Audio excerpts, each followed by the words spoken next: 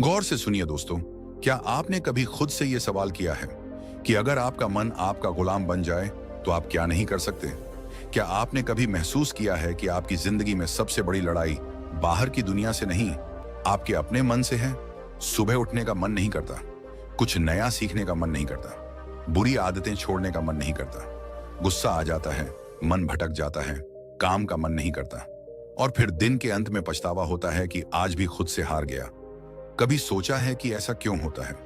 इस वीडियो में हम उसी गहराई तक उतरेंगे जहां से ये सारा खेल शुरू होता है, आपके मन से। और बात बस समझने की नहीं है, बात है जागने की, सच को देखने की और अपने मन को साधने की। क्योंकि जिसने अपने मन को साध लिया उसने सारा संसार जीत लिया। गौतम बुद्ध ने कहा था, मन ही सब कुछ है, तुम जो सोचते हो वही बन जाते हो। अब जरा सोचिए, अगर आपका मन ही बार बार सोचता है कि मैं कमजोर हूं, मुझे नहीं आता, मेरा ध्यान नहीं लगता, तो वो सोच धीरे धीरे आपका सत्य बन जाती है। और यही है मन की सबसे बड़ी चाल। वो आपकी बनाई हुई आदतों, भावनाओं और यादों का गुलाम बन जाता है और आपको गुलाम बना देता है। मन एक बंदर की तरह है जो हर पल उछलता है, कभी भविष्य की चिंता में तो कभी अतीत के पछतावे में। आपके साथ भी होता है ना? आप कुछ करने बैठते हैं और अचानक मन कोई पुरानी बात याद दिला देता है, कोई दुख, कोई गलती, कोई डर, और फिर आप वहीं अटक जाते हैं, कुछ करते ही नहीं। आपका शरीर वहीं बैठा होता है, पर मन कहाँ होता है कोई नहीं जानता। अब जरा सोचिए, ये वही मन है जो आपको महान बना सकता है अगर आप इसे समझ लें, इसे दिशा दे दें। क्योंकि मन खुद नहीं जानता कि क्या अच्छा है, क्या बुरा है। वो तो बस जिस चीज को आप बार बार दोहराते हो उसी को सच मान लेता है। अगर आप हर रोज खुद से कहते हो, मैं कुछ नहीं कर सकता, मेरा मन नहीं लगता, मेरी किस्मत खराब है, तो मन वही दोहराएगा, वही परोसता रहेगा और आप उसी में डूबते जाओगे।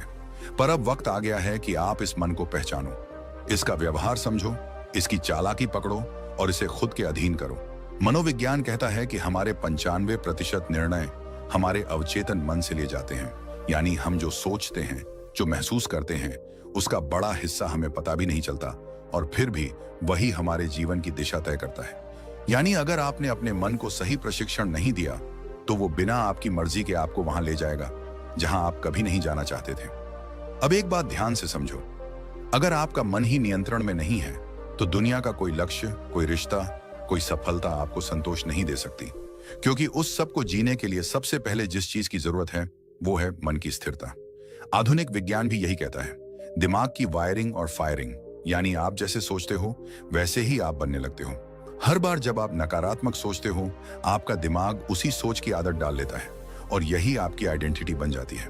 अब जरा रुकिए और सोचिए, क्या आप वाकई अपने मन के मालिक हैं या फिर आपका मन ही आपको चला रहा है? यही है वो सवाल जो इस वीडियो की शुरुआत है। क्योंकि जब तक आप इस सवाल का जवाब खुद नहीं ढूंढोगे तब तक कोई बाहरी ज्ञान, कोई मोटिवेशन, कोई तरीका काम नहीं करेगा। इस वीडियो में हम आपके सामने वो रहस्य खोलने वाले हैं जिसके बाद आप जानोगे कि मन को जीतना क्या होता है और कैसे हर आम इंसान अपने मन की शक्ति को जागृत कर सकता है।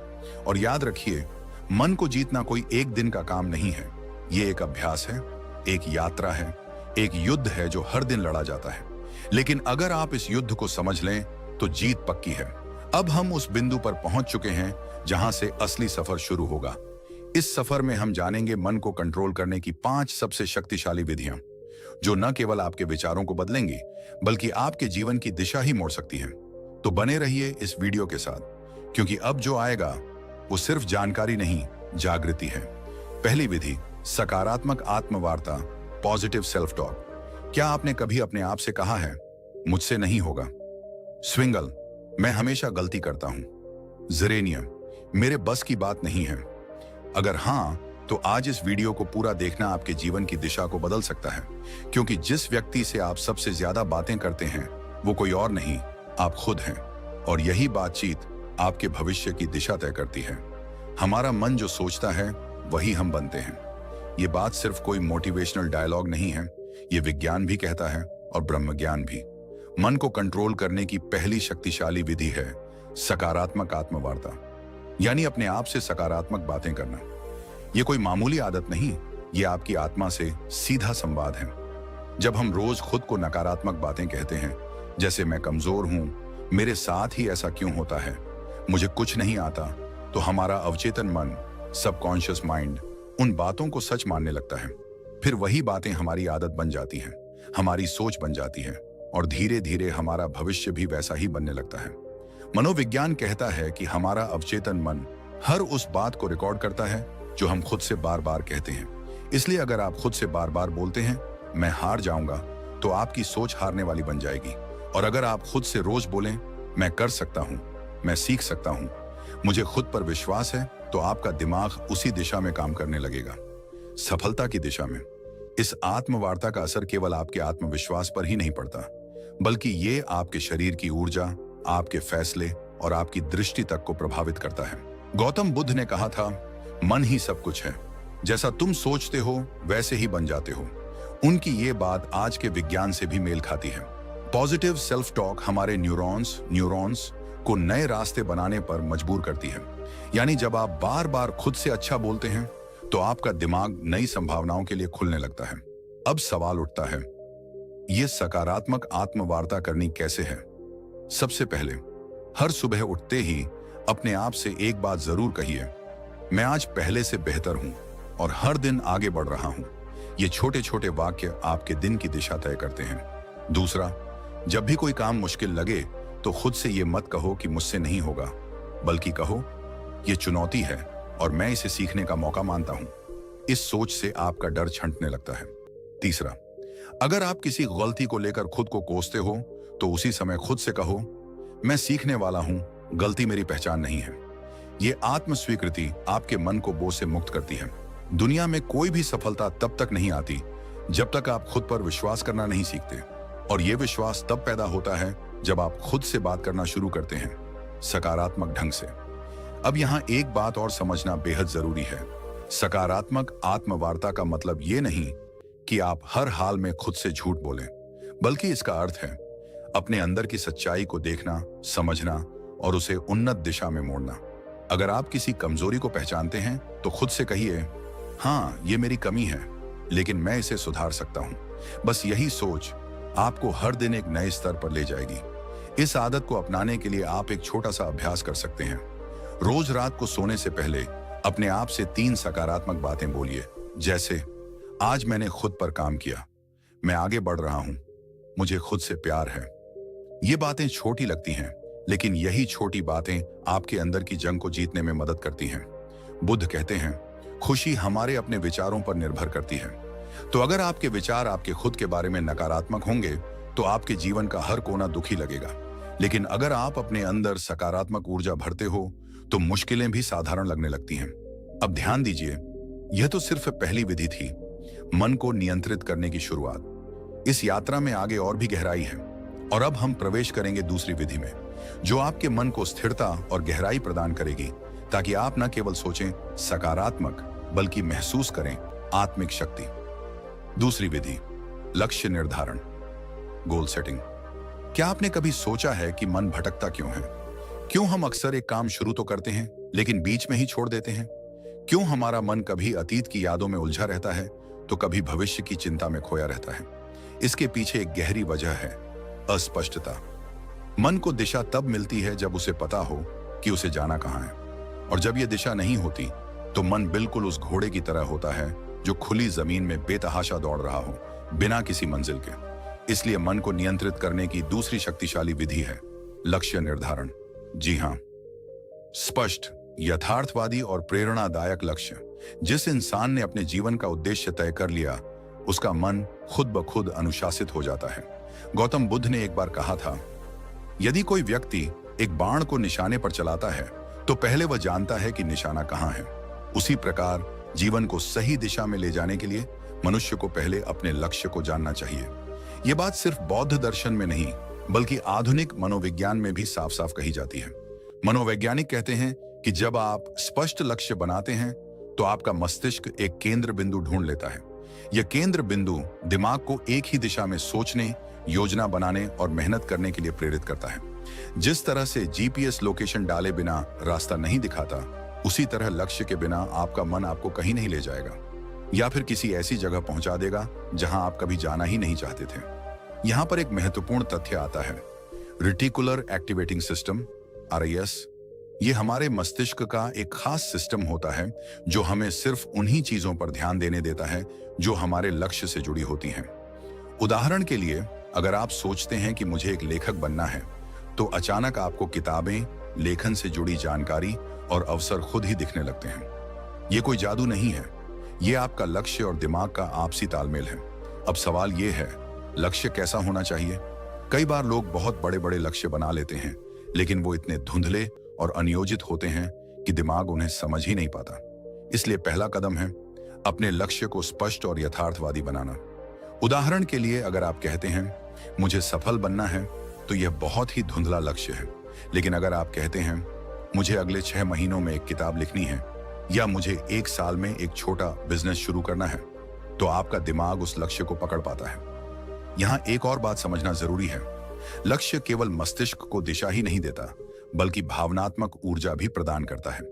जब हम एक लक्ष्य बनाते हैं और उसे पाने की कल्पना करते हैं, तो हमारे दिमाग में डोपामिन नामक रसायन रिलीज होता है। यह रसायन हमें खुशी, प्रेरणा और एक सकारात्मक ऊर्जा देता है। यानी लक्ष्य केवल मन को रोकता नहीं, बल्कि उसे चलने की सही प्रेरणा भी देता है। अब एक और सवाल उठता है, क्या एक लक्ष्य ही काफी है?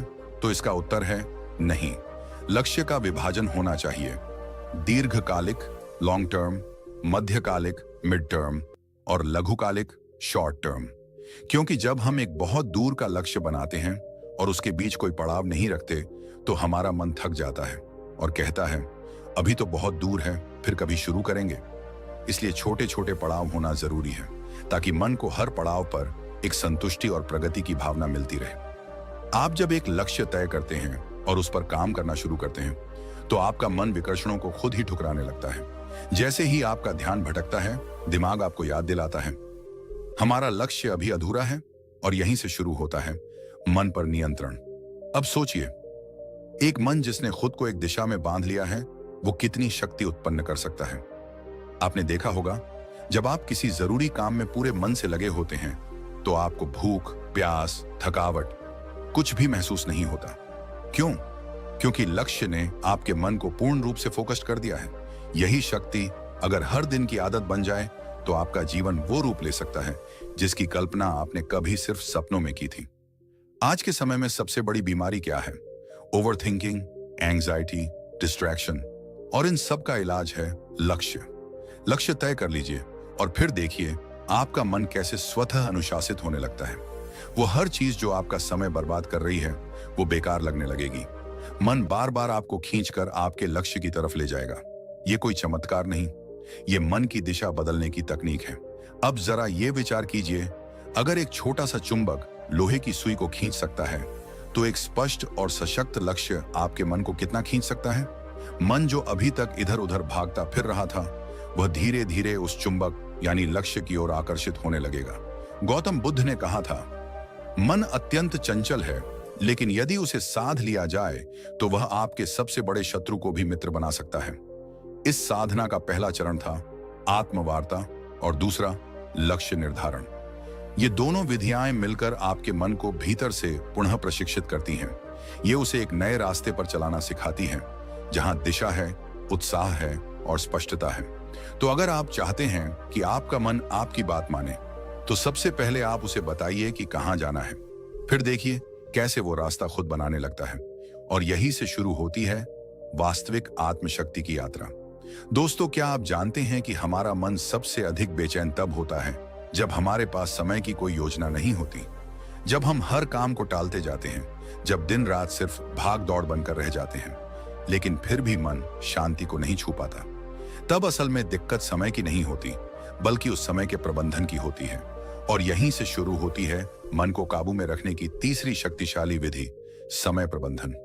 आज हम जिस दुनिया में जी रहे हैं, वहां व्यस्त रहना एक ट्रेंड बन गया है, लेकिन व्यस्त होना और व्यस्तता का प्रबंधन कर पाना, ये दोनों एक जैसी चीजें नहीं हैं।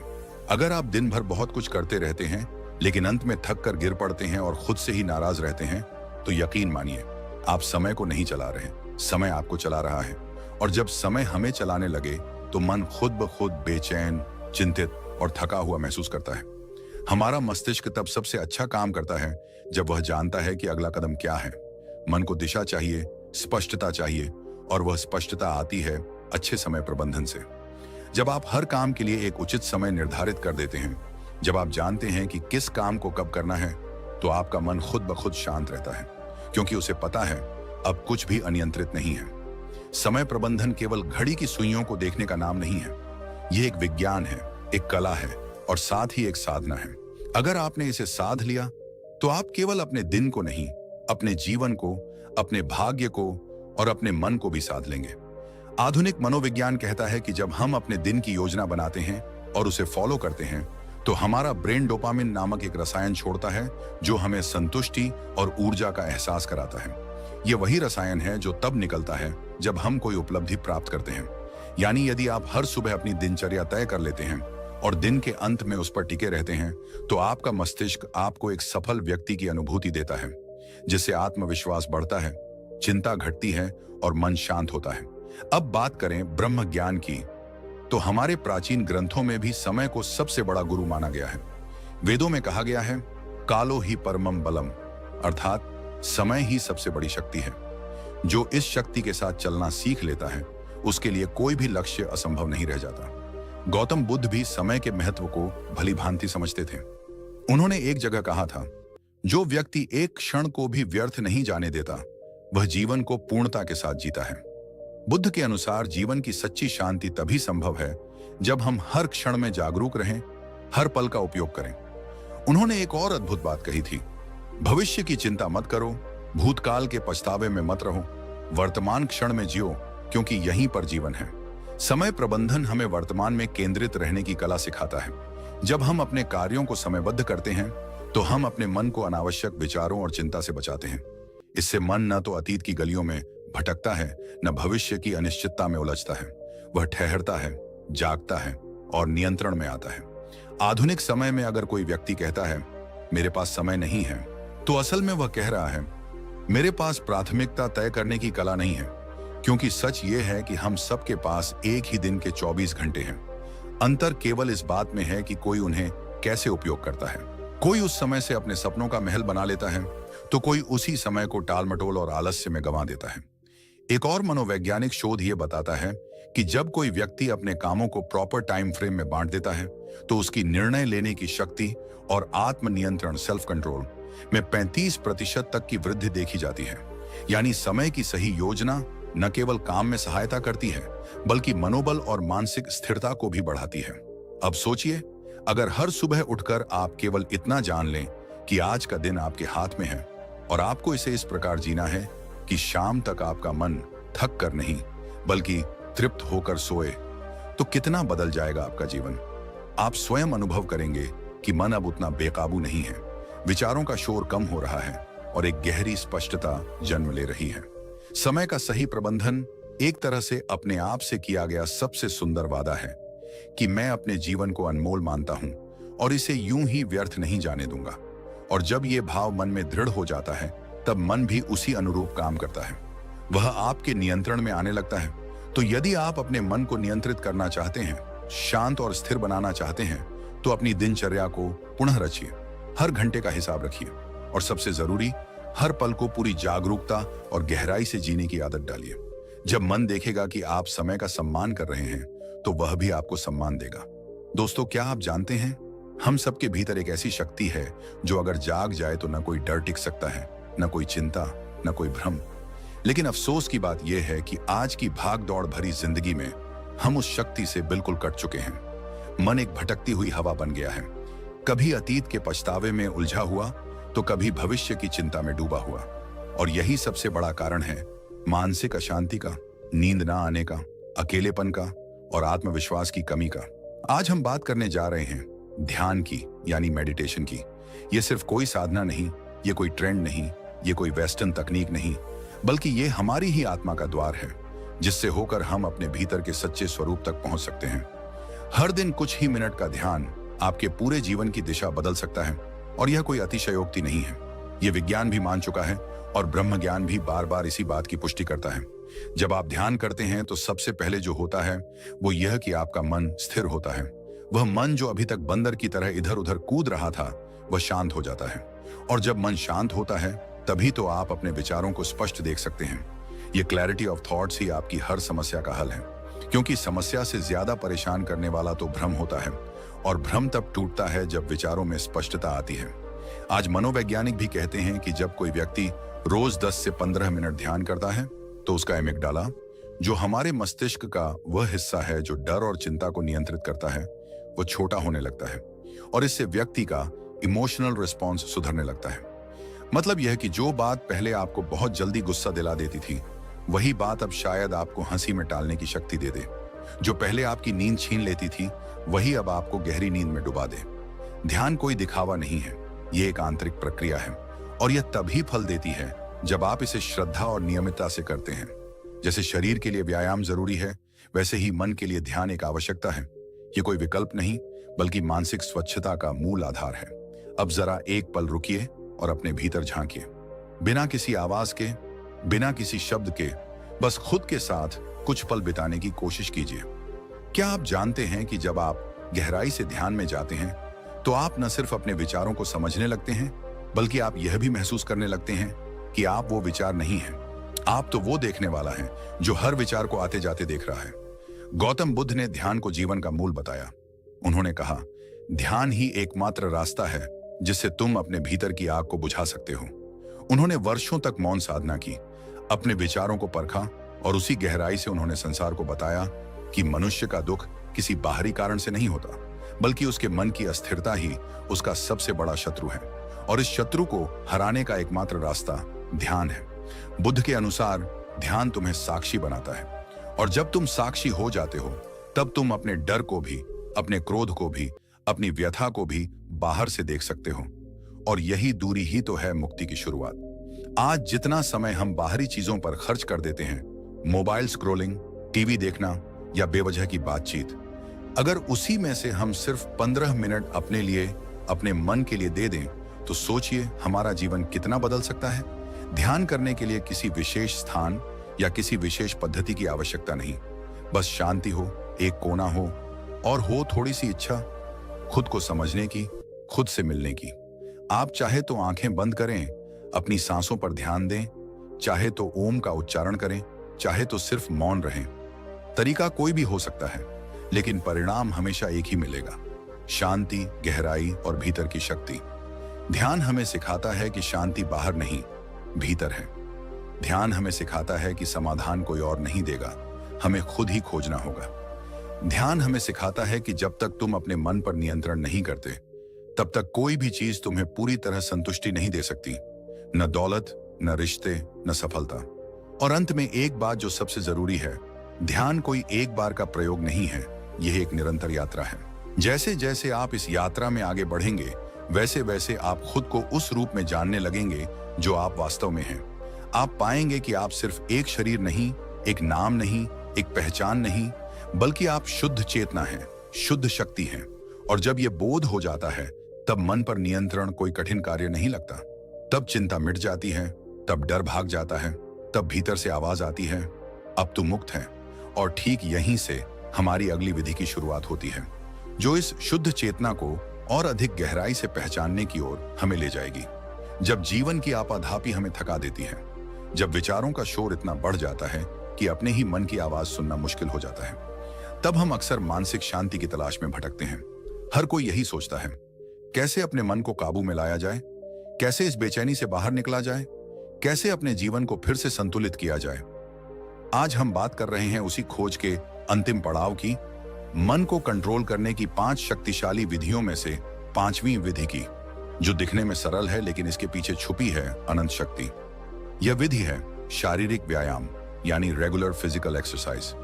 अब आप सोचेंगे कि इसमें ऐसा क्या खास है, क्या वाकई शारीरिक व्यायाम से मन शांत हो सकता है? तो चलिए आज हम इस पर गहराई से बात करते हैं, सिर्फ शब्दों से नहीं, बल्कि विज्ञान, प्राचीन ज्ञान और अनुभव से जुड़े तथ्यों के आधार पर। सबसे पहले यह समझिए कि हमारे मन और शरीर का रिश्ता कितना गहरा है। जब शरीर में कोई बदलाव होता है तो उसका सीधा असर मन पर पड़ता है, और जब मन में कुछ चलता है तो शरीर भी उसका असर झेलता है। इसीलिए अगर आप अपने मन को नियंत्रित करना चाहते हैं तो शरीर को अनदेखा नहीं कर सकते। आधुनिक विज्ञान कहता है कि जब हम व्यायाम करते हैं, चाहे वो तेज चलना हो, योग हो, दौड़ना हो या कोई खेल, तो हमारा मस्तिष्क एंडोर्फिन्स एंडोर्फिन्स नामक रसायन छोड़ता है, जिसे फील गुड हॉर्मोन्स कहा जाता है। यह वही रसायन है जो हमें सुकून देता है, तनाव को कम करता है और मन को स्थिर करता है। यही कारण है कि जो लोग रोजाना व्यायाम करते हैं वे मानसिक रूप से ज्यादा स्थिर, शांत और सकारात्मक बने रहते हैं। अब अगर हम प्राचीन ब्रह्म ज्ञान की ओर देखें तो वेदों और उपनिषदों में भी कहा गया है, शरीर माध्यम खलु धर्म साधनम, अर्थात यह शरीर ही धर्म पालन का पहला साधन है। जब शरीर स्वस्थ होगा तभी मन भी अनुशासित होगा और जीवन का लक्ष्य प्राप्त कर पाना संभव होगा। गौतम बुद्ध के जीवन में भी इसका विशेष महत्व देखने को मिलता है। बुद्ध ने अपने शिष्यों को केवल ध्यान और उपदेश ही नहीं दिए, बल्कि उन्हें नियमित रूप से चलने, शरीर को सक्रिय रखने और अपने शरीर के साथ अपने मन का भी ध्यान रखने की शिक्षा दी। जीवन में मध्य मार्ग अपनाओ, ये बुद्ध का सबसे बड़ा संदेश था। न तो शरीर को इतना थकाओ कि वह टूट जाए और न ही उसे इतना आराम दो कि वह जड़ हो जाए। संतुलन ही असली साधना है।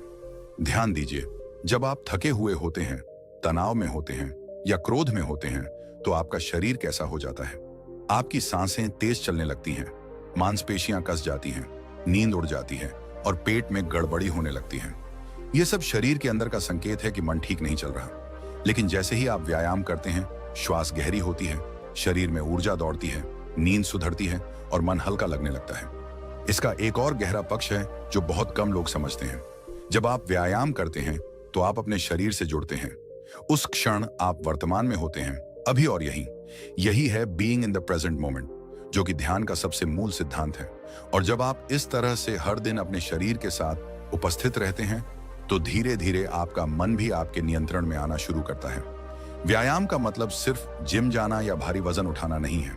यह तो आपकी दिनचर्या का एक हिस्सा बन सकता है, जैसे सुबह की सैर, सूर्य नमस्कार, प्राचीन योगासनों का अभ्यास या यहाँ तक कि खेतों में काम करना भी एक तरह का व्यायाम है। सवाल यह नहीं है कि आप क्या करते हैं, सवाल यह है कि आप कितनी नियमितता से करते हैं और कितनी श्रद्धा से करते हैं। और एक बात हमेशा याद रखें, जब आप अपने शरीर को रोज सुधारते हैं तो आप अनजाने में अपने मन को भी एक मन को नियंत्रित करना कोई एक दिन का काम नहीं है।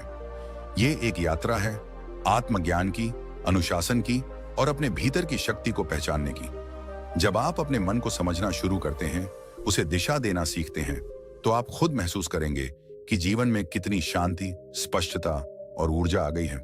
आज से ही छोटी शुरुआत करें, ध्यान करें, अपनी सांसों पर ध्यान दें, अपने विचारों को देखें और हर दिन खुद से जुड़ने का प्रयास करें। एक दिन, 2 दिन, 1 हफ्ता और धीरे धीरे आप अपने भीतर के उस मौन को महसूस करेंगे जो अब तक बाहर की दुनिया के शोर में खो गया था। और याद रखिए, मन पर विजय ही जीवन की सबसे बड़ी जीत होती है। अगर आपको यह वीडियो पसंद आया हो, अगर आपको इससे कुछ सीखने को मिला हो, अगर इन बातों ने आपके मन को छुआ हो, तो कृपया इस वीडियो को लाइक करें, अपने दोस्तों और परिवार के साथ शेयर करें और हमारे YouTube चैनल को सब्सक्राइब करें। आपका एक एक सब्सक्राइब हमें प्रेरणा देता है कि हम आपके लिए और भी गहरा और भी सार्थक ज्ञान लेकर आए। हमारा उद्देश्य सिर्फ वीडियो बनाना नहीं, बल्कि आपके जीवन में एक सकारात्मक बदलाव लाना है। तो जुड़िए हमारे साथ इस आत्मविकास की यात्रा में, क्योंकि आने वाले वीडियो में हम बात करेंगे एक ऐसे विषय पर जो आपके जीवन के हर कोने को रोशन कर सकता है। धन्यवाद। शांत रहिए, जागरूक रहिए और अपने भीतर की शक्ति को पहचानते रहिए।